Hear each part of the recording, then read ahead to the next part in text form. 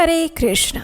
श्रावण मास की पूर्णिमा यानी रक्षाबंधन का पर्व, वो दिन जब एक बहन अपने भाई की कलाई पर रक्षा सूत्र बांधती है और इसकी परंपरा हमारे प्राचीन काल से आ रही है।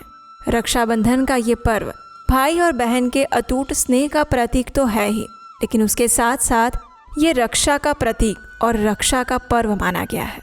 और इस बार की रक्षाबंधन कुछ विशेष है और थोड़ी सी उलझन भरी भी, क्योंकि जिस दिन बहनें अपने भाई की कलाई पर रक्षा सूत्र बांधेगी, ठीक उसी दिन आकाश में चंद्र ग्रहण भी लगने वाला है। और इसीलिए घर घर में यही प्रश्न गूंज रहा है कि क्या ग्रहण के सूतक काल में राखी बांधना वर्जित हो जाएगा? क्या मुहूर्त बिगड़ जाएगा? क्या इस बार भाई बहन का ये पर्व अधूरा रह जाएगा? तो इसका उत्तर है जी नहीं।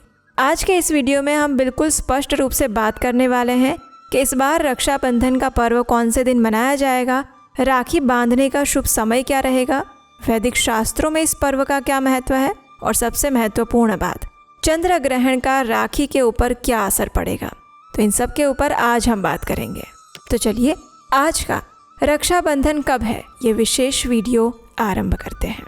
सबसे पहले बात करते हैं कि रक्षाबंधन कौन से दिन मनाई जाएगी। तो इस बार राखी का पर्व आ रहा है 28 अगस्त 2026 शुक्रवार के दिन। रक्षाबंधन का पर्व हर वर्ष श्रावण मास की पूर्णिमा के दिन मनाया जाता है। इसे शास्त्रों में श्रावणी पूर्णिमा भी कहते हैं। और इस बार श्रावण मास की पूर्णिमा तिथि का आरंभ हो रहा है 27 अगस्त 2026 गुरुवार के दिन सुबह 9:10 पर और इसका समापन होगा 28 अगस्त 2026 शुक्रवार के दिन सुबह 9:49 पर। अब देखिए, यहाँ पर एक महत्वपूर्ण बात है। भले ही 27 अगस्त को पूर्णिमा तिथि शुरू हो जा रही है, लेकिन फिर भी हम राखी का पर्व 28 अगस्त को मना रहे हैं।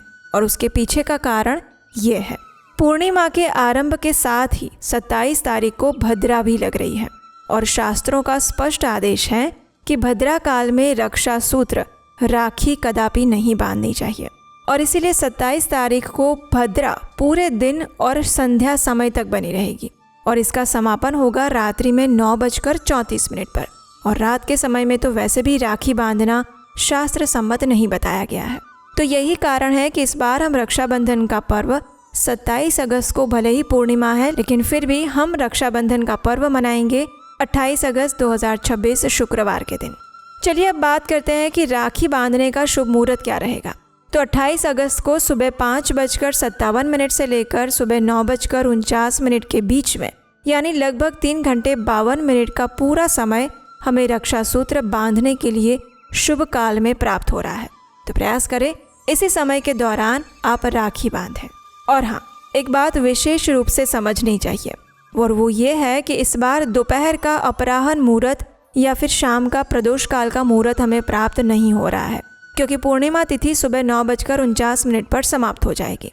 तो इसलिए जो बहनें दोपहर में या फिर शाम की प्रतीक्षा कर रही थी कि हम दोपहर में या फिर शाम को राखी बांधेंगे, उनके लिए इस बार दोपहर में या संध्या के समय में राखी का कोई मुहूर्त प्राप्त नहीं हो रहा है।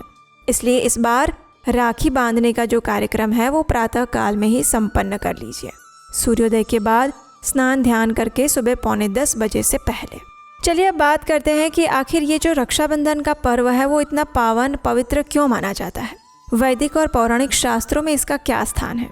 तो देखिए, रक्षाबंधन केवल भाई बहन का त्योहार नहीं है, ये रक्षा के संकल्प का पर्व है। भविष्य पुराण में एक सुंदर कथा आती है।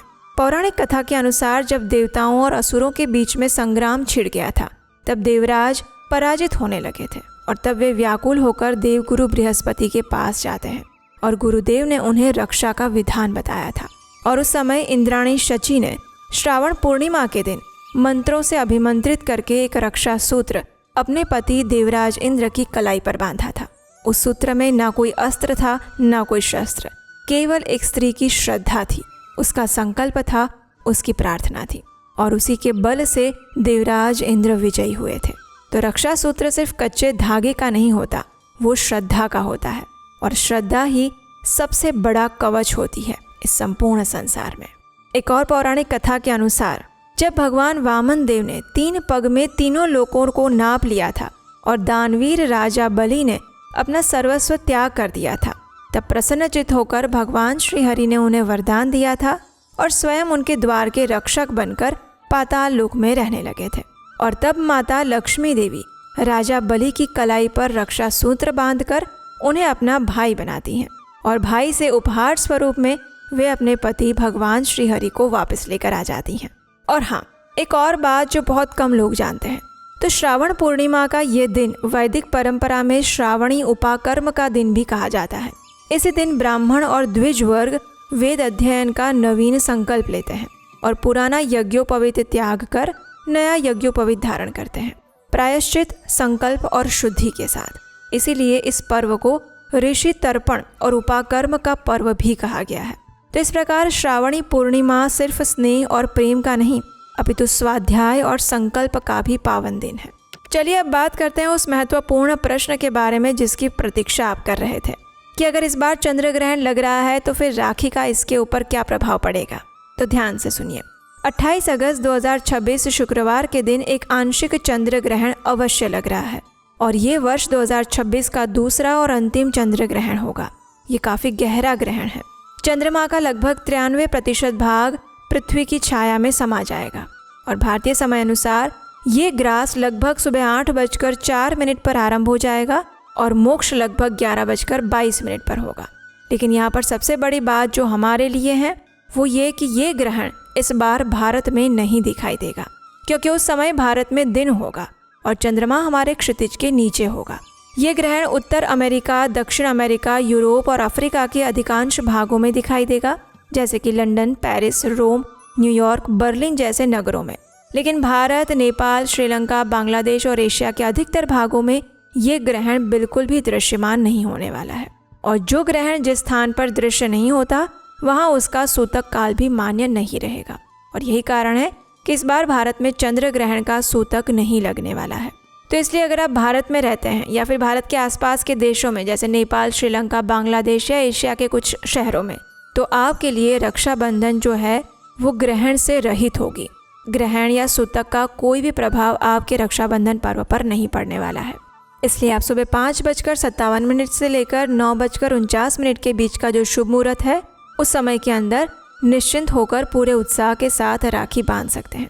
लेकिन हम जानते हैं कि हमारे बहुत सारे भक्त और श्रोतागण अमेरिका, यूरोप, ब्रिटेन या अफ्रीका में भी रहते हैं जहाँ पर ये ग्रहण दृश्यमान होने वाला है। तो उन्हें अपने रक्षाबंधन पर्व को मनाने के लिए सूतक के समय का ध्यान अवश्य रखना चाहिए और सूतक ग्रहण से लगभग 9 घंटे पहले आरंभ हो जाता है। तो इसलिए सबसे सरल उपाय यह है कि सूतक आरंभ होने से पहले ही आप रक्षाबंधन का पर्व समाप्त कर लीजिए और ग्रहण काल में भगवान का नाम स्मरण और मंत्र जाप कीजिए। और अगर आप इन सभी देशों में रह रहे हैं जहां पर ग्रहण लगने वाला है और अगर आप अपने रक्षाबंधन का पर्व का समय जानना चाहते हैं कि राखी कौन से समय में बांधनी चाहिए, तो हमें नीचे कमेंट बॉक्स में लिख कर बताइए। अगर आपकी इच्छा हुई तो हम प्रयास करेंगे कि आपके सभी शहर और देश के अनुसार हम आपको रक्षाबंधन का सही मुहूर्त और शुभ समय बता देंगे। चलिए अब संक्षेप में बात करते हैं कि राखी बांधने की शास्त्रोक्त विधि कैसी होनी चाहिए। तो उसके लिए प्रातः काल में स्नान करके स्वच्छ वस्त्र धारण कीजिए। एक थाली में अक्षत, दीपक, मिठाई, रक्षा सूत्र लेकर सजाइए। सबसे पहले भगवान श्री हरि अपने इष्ट देव का स्मरण करके राखी उन्हें समर्पित कीजिए। भगवान नरसिम्ह देव से प्रार्थना कर सकते हैं और ये परंपरा बहुत शुभ मानी गई है। इसके बाद भाई को पूर्व दिशा की ओर मुख करके आसन पर बिठाइए, उसके मस्तक पर तिलक लगाइए और अक्षत लगाइए, उसकी आरती उतारिए और फिर दाहिनी कलाई पर रक्षा सूत्र बांधते हुए इस मंत्र का उच्चारण करिए। येन बद्धो बलि राजा दानवेंद्रो महाबलः तेन त्वाम अनुबध्नामि रक्षे माचल माचल। उसके बाद उसे मिठाई खिलाकर भाई की दीर्घायु, आरोग्य और मंगलता की प्रार्थना कीजिए और भाई अपने बहन को यथाशक्ति उपहार देकर उसकी आजीवन रक्षा करने का संकल्प ले सकते हैं। तो इस प्रकार इस बार आप 28 अगस्त 2026 के दिन शुक्रवार को रक्षाबंधन का पर्व मना सकते हैं। लेकिन ध्यान रहे भारत में है तो सुबह 5:57 से लेकर 9:49 के बीच में ही रक्षा का पर्व मना लें। और इस बार चंद्र ग्रहण भारत में नहीं लग रहा है, इसलिए सूतक का कोई बंधन या कोई नियम भी लागू नहीं होगा। तो ये थी आने वाले रक्षाबंधन पर्व की संपूर्ण विस्तृत जानकारी। आप सभी को आने वाली रक्षाबंधन पर्व की हार्दिक शुभकामनाएं। भगवान श्री हरि आपके और आपके परिवार के जीवन में स्नेह आरोग्य और अखंड मंगल की वर्षा करे, यही प्रार्थना करते हैं। ये जानकारी उपयोगी लगी है तो इस वीडियो को लाइक करके बाकी लोगों को भी शेयर कर दीजिए, ताकि उन्हें भी आने वाली रक्षाबंधन के पर्व, चंद्र ग्रहण इत्यादि सभी संशयों के समाधान मिल जाए।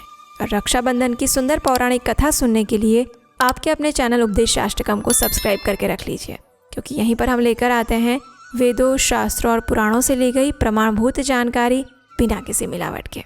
हरे कृष्ण।